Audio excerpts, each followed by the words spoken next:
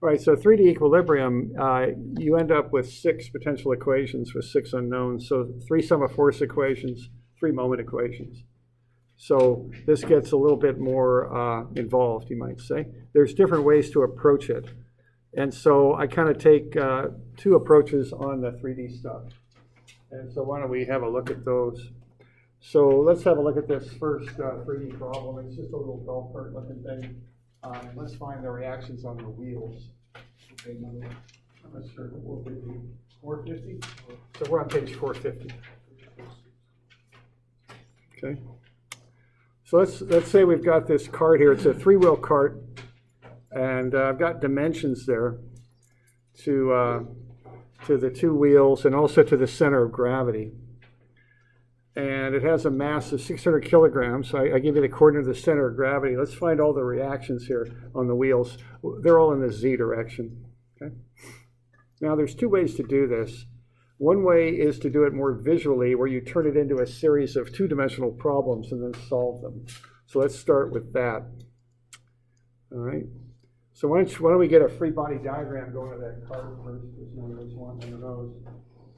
And there's really not much to that. You're just going to have the weight at the center of gravity, and that'll be down, and then the forces coming up. Now keep in mind that 600 kilograms, that's a mass, it's not a weight. And so when we do statics, we do weights, not masses. So you want to get that converted into a weight in newtons.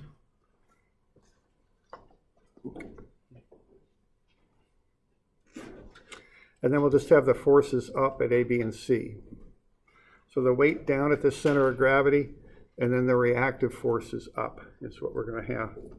So 5, 8, 8, 6 down at the center of gravity, and then the 3 reactions.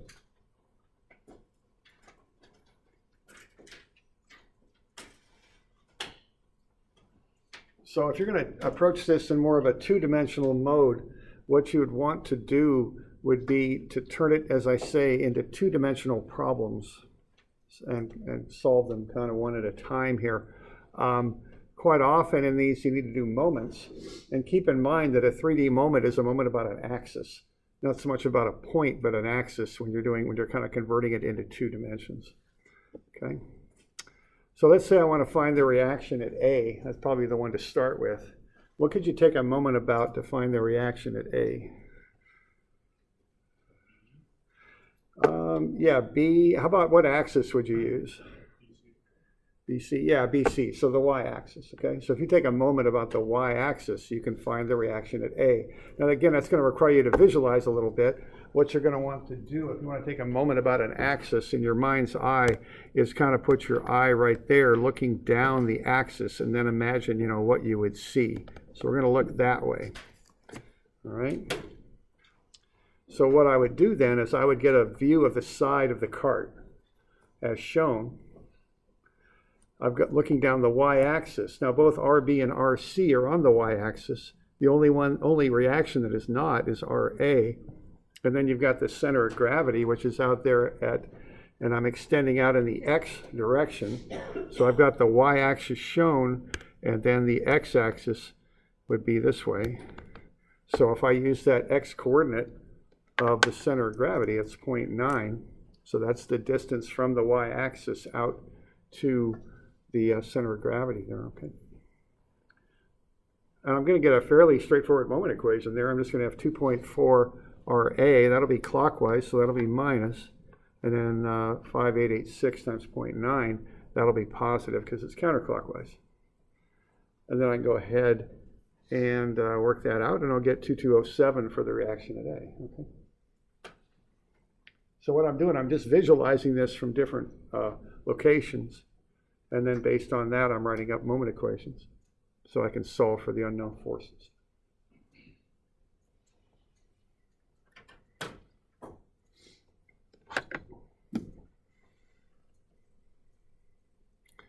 So are you doing all right with that? Okay. Now, I like to look down an axis. That's probably the simplest thing to do, but you can look down any line you want, really, if you want to solve for an unknown. So we got RA now, and that's 2207. How about RC? How could we find RC? What axis would we look down to get that?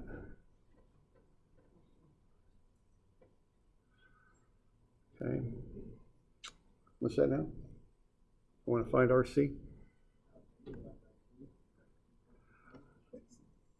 Yeah, divided by 2. The one problem with that is we're not symmetrical. The center of gravity is not in the middle. So that's the one thing that won't work with that. Which axis, what do I want to eliminate? If I want to find RC, what don't I want to find? RB, and how am I going to eliminate RB from the equation? Look down the x-axis, yeah. Right, it's not quite AB. AB be a little tough because it's angled. I would just look straight down the x-axis. What I'm going to do then, if I do that, is I'm going to look at RB. It's right on the axis. The only unknown that isn't is RC, and I can solve for it, okay? So I'm going to look down at the front of the car now, all right? And so that'll be my viewpoint. Okay, so I'll have something like that. So those circular tires are rectangles now because we're looking straight at the tires from the front. I'm kind of in the more impressionistic school of engineering drawing. That's actually a steering wheel and a person there, just in case you weren't able to visualize that. Okay, so we're looking at that. And what we got our C over there on the right. We've got the back tire with the X on it. That's RB. We've got the RA kind of in the middle there, 2207 on that. We've got the weight. See, that center of gravity is offset. That's why we just couldn't divide by 2 to get this number. And then we got our C on the far right, okay? So I'm looking at the front of the car. So this is a back tire here. It's a front tire. And then back tire, okay? That's what I got. And I'm looking straight on them, so those round tires appear to be rectangles from the view I'm looking at. All right. And so I'm going to get the 2207 times 0.9, that's counterclockwise, so it's positive. I get the 5886 times 1.1. That's the X, that's the Y coordinate of the center of gravity, so the Y-axis is going off that way now. And then I get RC, and that's 1.8 meters off, and that'll be positive. I can solve for RC, it's 2494. So just by doing these moments, I've got 2 of the unknowns. So I'm kind of using visualization here, looking at the car from the side, looking at the car from the front. All right, now I've got 2 of the 3 unknowns. So for the last one, I just want to keep it simple. I'll just sum forces in the Z, and that'll get me the last one, okay? Because I know that the forces in the Z direction are balanced. So that would be the last equation that I'd use. All right. So SC is 0. I got RA plus RB plus RC minus the weight are 0. I know RA and RC, so I can solve for RB. It's 1185.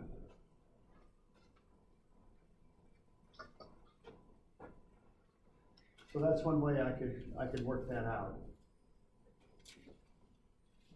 You know, it requires a little bit of visualization there to do it. You're looking at the car from the front and from the side.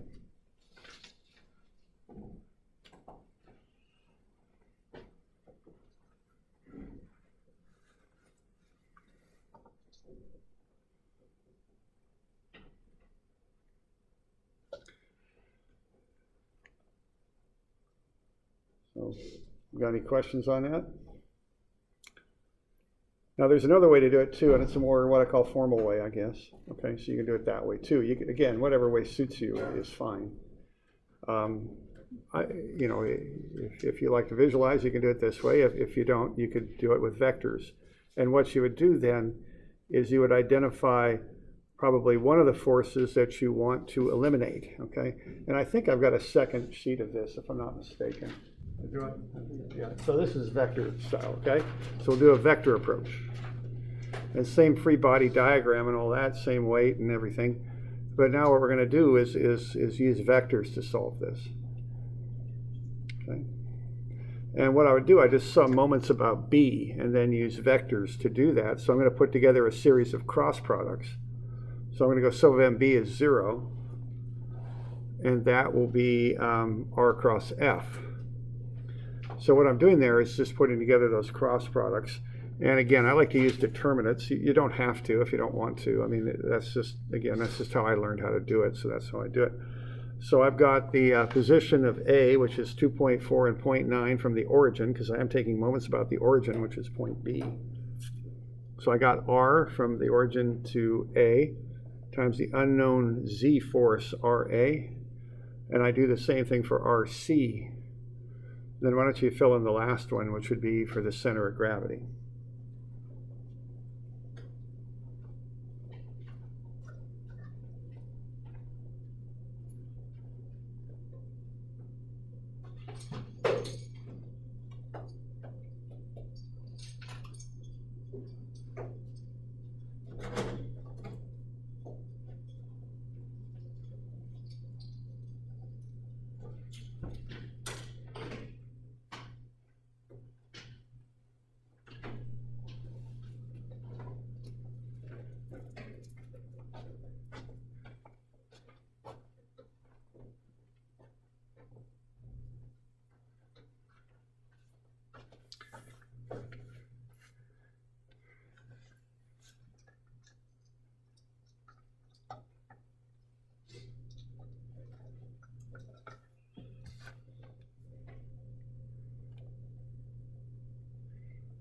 So here's what I got. I've got the coordinate of the center of gravity, 0.9, 1.1, and 0.6. And then I just cross that with the weight vector, 0, 0, negative 5886, because the weight is a negative Z vector. All right, and then I just go through and do cross products and do the determinant, which is a cross product for each one of those determinants there. Okay. So I just kind of run through that. So I'm just crossing off the top row, first column, eliminating those and crossing what's next. So negative 0.9 RA minus 0, that's the I. Then I'll eliminate the middle column, top row, and cross what's left. That's always minus on the J, so minus 2.4 RA minus 0. And then the last one there, I cross or eliminate the last column and the top row and cross what's left, and I get 0. And I do the same thing for each one, and I get that those different terms there. Remember to put a negative in front of the J term.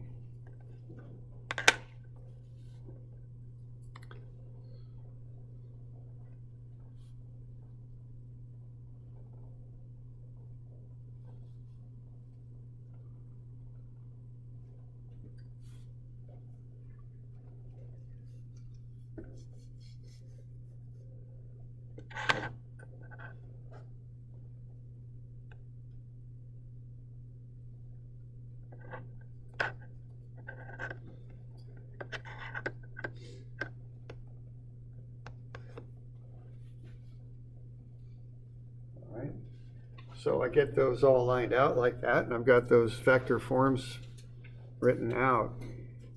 Now really what I want to do is put those in columns, okay? And I've got those color coded, of course, for a reason, because we're going to solve for the i's and set that equal to 0, solve for the j's and set that equal to 0, and the k's there's no k moments, there's no spins about the z-axis, so there's no k moment, okay? So once you have those written out, you just, instead of having them in rows as I have them, I put them in columns, just like we did with those equilibrium force problems. You do the same thing with equilibrium moments and get them into equations. So I've got the whole vector equation written out there, and then I'll pull out the y's and set that up, and there it is. So when I do the y equation, I get negative 2.4 RA plus 5297 is 0. And you'll notice that that's the exact same equation we came up when we did it visually. All this stuff does, these cross products do, is automatically generate what you would visualize. They do the same thing. They combine everything in the exact same way. They just do it in an automated sort of fashion. And you can solve for RA, it's 2207. Whoops, and then once you've got that, you can solve, once you know that RA is 2207, you can then solve for RC. Okay. 2494. All right.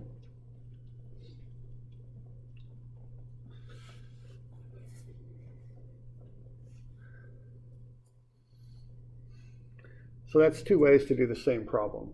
Okay.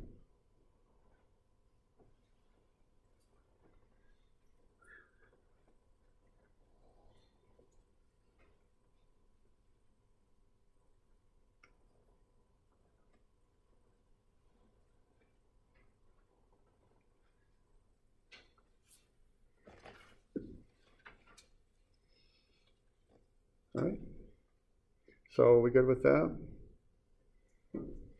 And then to finish it up, it's the same thing. Sum of FC is 0. That'd be the last step. So the one thing I would emphasize, well, a couple of things. One is, if you prefer visualizing, it's quicker. You know, you could knock that out. If you don't, you can do a cross product, and that's fine. And it creates the exact same things as you would get if you visualized. It's, you know, it just generates it automatically.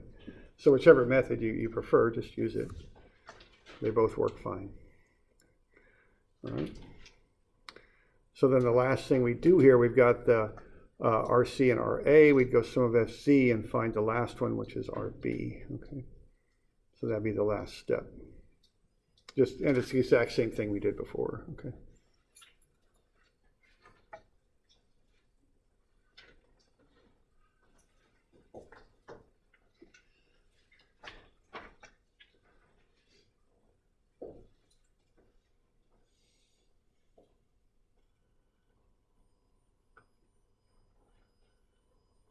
So 1185 would be the RB.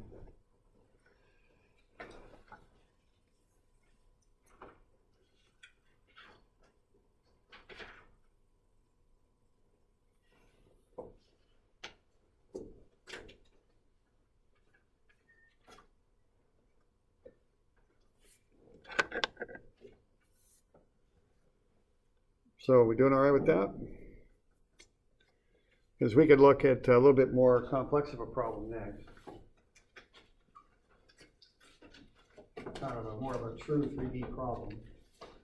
And that would be on the next, I think it's page 500 maybe, I'm not sure. Maybe not. And I've got a few pages on this one.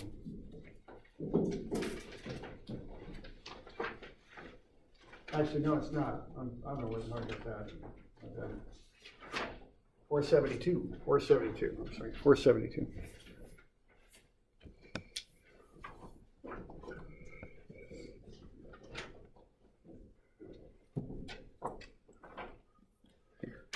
All right, so let's look at a mast and the guy wires on the mast and see what we can do with that. So what we have here is just a simple sailboat kind of thing. And we've got a single mast in the middle. We're going to assume that it's a ball joint at the bottom, and then we're going to have cables coming off of the yard there and attaching that to the hull of the boat, okay? So just a single masted sailboat. Now, I'm going to assume that's a ball joint down there. Why don't we just look into that a little bit, okay? And I think I mentioned this once before, but let's just see if we could just investigate that just a bit. All right, so we were just looking at some pictures of a Viking ship and something called the mast fish, which holds the mast into the base of the boat. And we're going to go with a ball and socket for this. Okay, that'll be our analysis of this. It's not a perfect model, but it's one that you might use. All right, so let's get coordinates on these points. We're going to do a 3D analysis here. So what we've got here is we've got A, where the ball and socket joint is. We've got some other points here. We've got C, where the cable connects, and then B, where the cable connects on the hull. We've got E and D up on the yard there. And then we've got G, which is where we're going to assume the wind force is applied. And then H is up above G. So we just want coordinates on most of these points here, okay? So let's get those figured out. And those are found from the dimensions. You know, we've done a few of those already. So you just kind of have to track each individual dimension to its endpoint. I'm thinking maybe you've probably done enough of those, so why don't we just kind of cut to the chase here. So A is 0, 0, 0, B is 1.3, 2.3, 1.2, C is negative 1.4, 2.7, and 1.1. D and E are kind of mirror images of each other.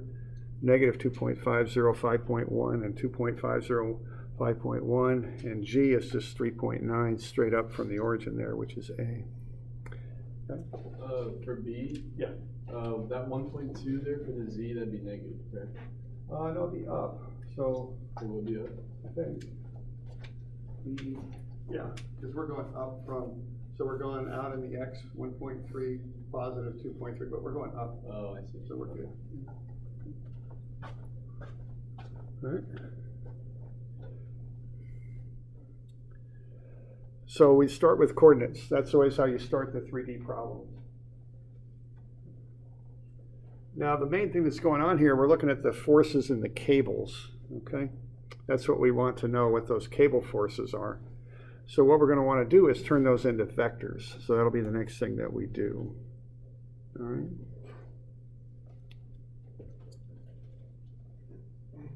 And I've got an example there on the left. You know, we're doing that whole force vector approach.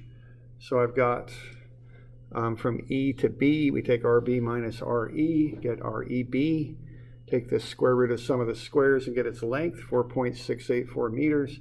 Divide through by the length, we get the unit vector, and factor that up by the unknown force in EB, and get an unknown force vector. Okay. We can do a similar thing there on the right, and it's the same process. You know, we've done this before. So to get R from D to C, which is the direction that cable would pull if you're looking at from the perspective of the mast, you take RC minus RD. So RC is negative 1.4, 2.7, and 1.1, and take away RD, negative 2.50 and 5.1, and we'll get R from D to C.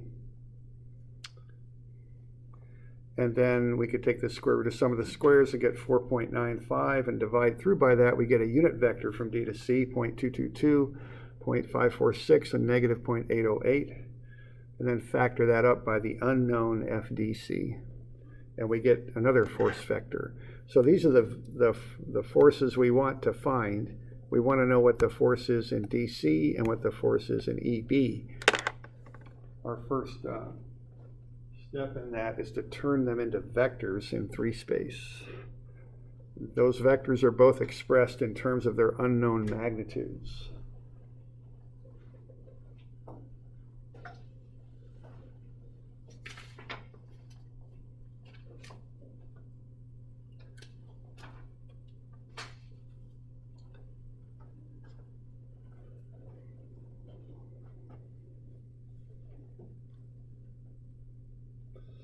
So we're doing all right with that? Getting to those force vectors?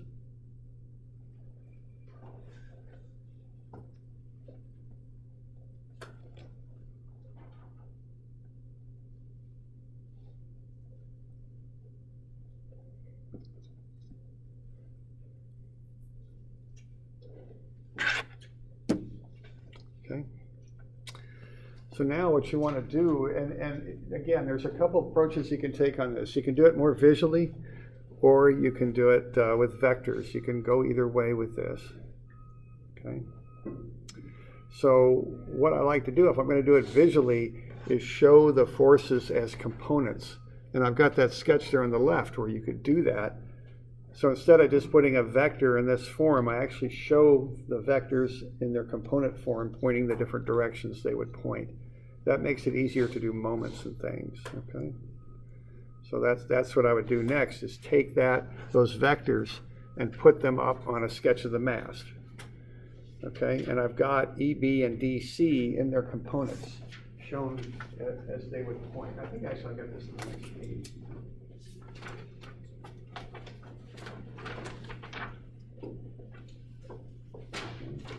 So that's on 473.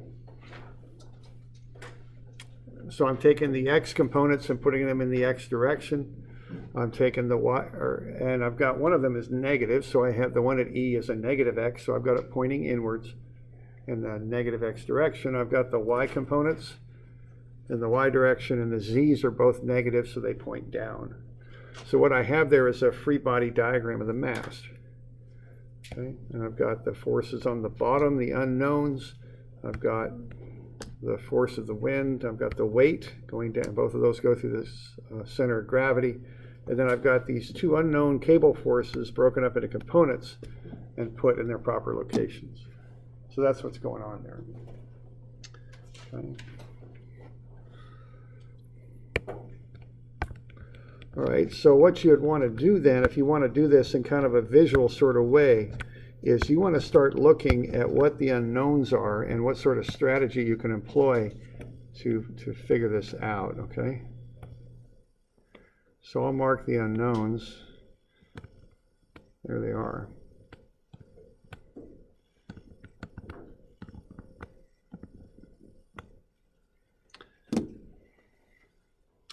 All right, now you can tell that the unknowns are the cable forces, and then they're at E and at D, and also the ball joint at A. So I think if we take some sort of moment about A, that might be a good way to go, because that's going to take a lot of those unknowns out of the relationship, okay? Now, now when you're doing the 2D approach, you want to look down axes.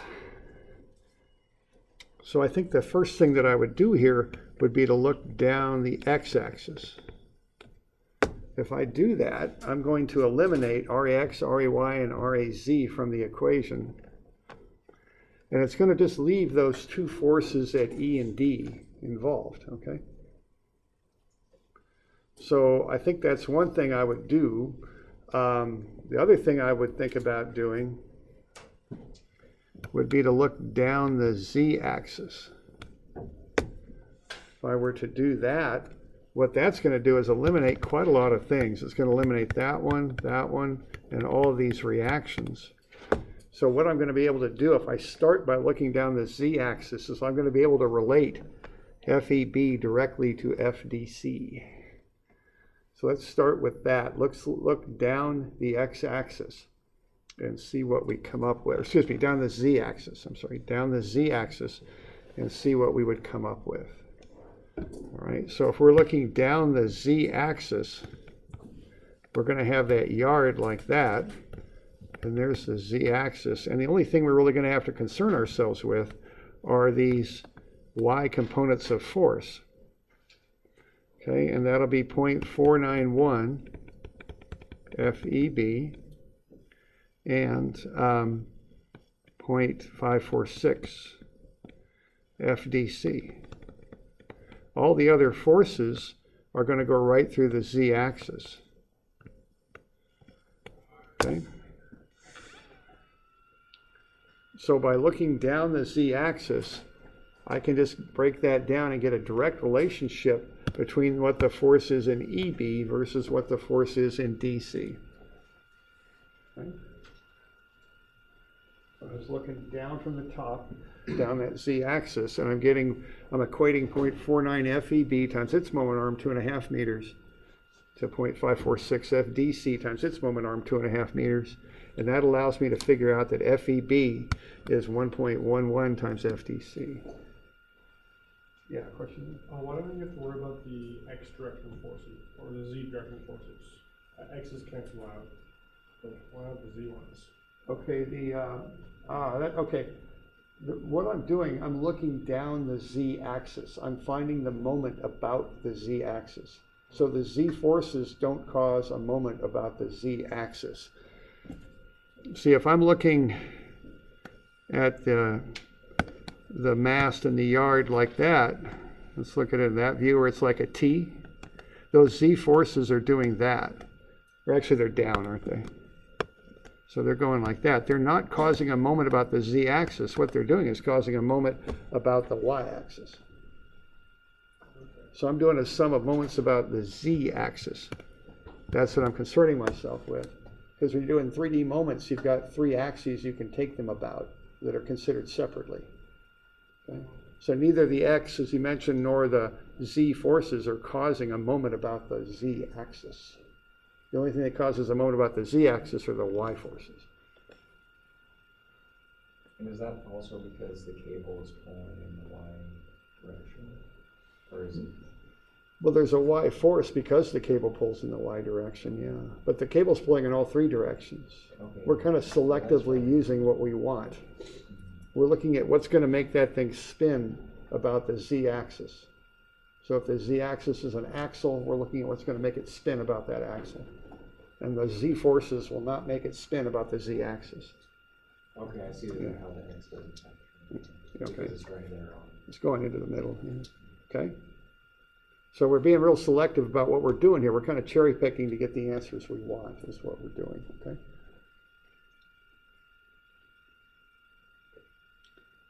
So I'd start with that, and see, that gets me a good piece of information there. Okay, now I'm going to need another equation that involves just FEB and FDC to get this worked out. And see, I've got it because I can look down the x-axis, down at the level of A. And again, I'll get a second equation that only involves FEB and FDC if I do that. Okay.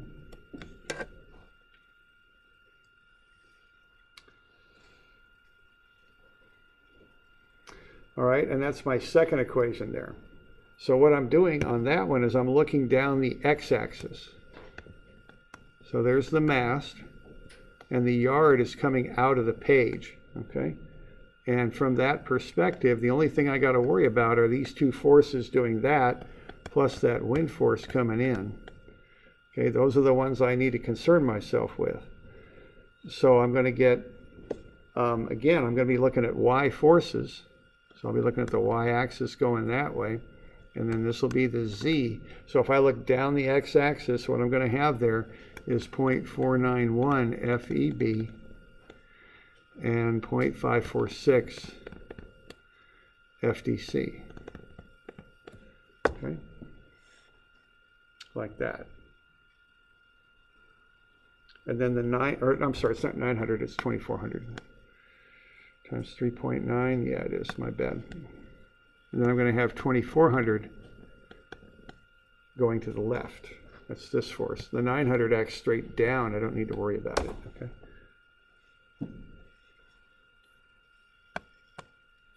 Okay.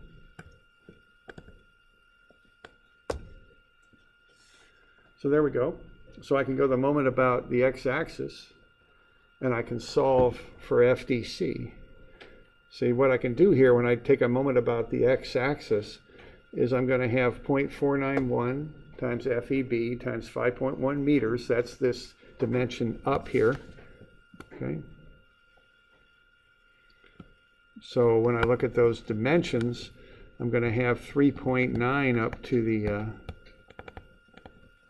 up to that 2400 Newton force, and I'll have 5.1 up to the top. So I'll have 0.491 times FEB times 5.1 meters. That'll come around clockwise. So it's negative, and the 0.546 FDC will also be times 5.1 meters. That'll be negative for clockwise. And they're counteracting that wind force of 2400 to the left. And that'll go around counterclockwise, so that's a positive, and the moment arm on that is 3.9 meters. So that's what I'm doing there, okay? And what that allows me to do is to get a relationship now involving DC and EB and the wind force that causes that 9360 moment. So now what I've got is two equations and two unknowns. So what I do, I plug in 1.11 FDC for FEB. I can work that through and solve for FDC. And then once I've got that, I can take that times 1.11 and get FEB. So now I've got the cable forces. So this is one approach on this type of problem. It involves visualizing. Okay. So we good with that? Okay. Now to finish the thing off, I just want to go some of Fx, some of Fy, some of Fc, and that'll get me the reactions at A. I've got the two cable forces. I also want the reactions at A, so I can just do force equations to get those figured out. So there you go. So just some of Fx, some of Fy, and some of Fc. Oh,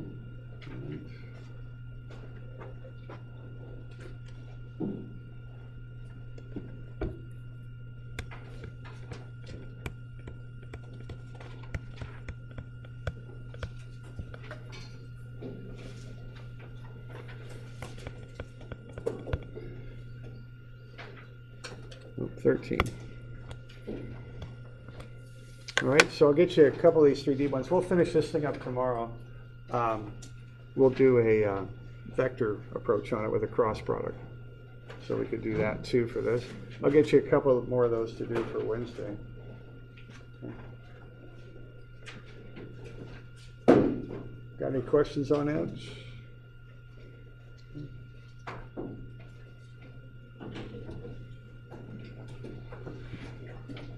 All right, so we'll call it good then, eh?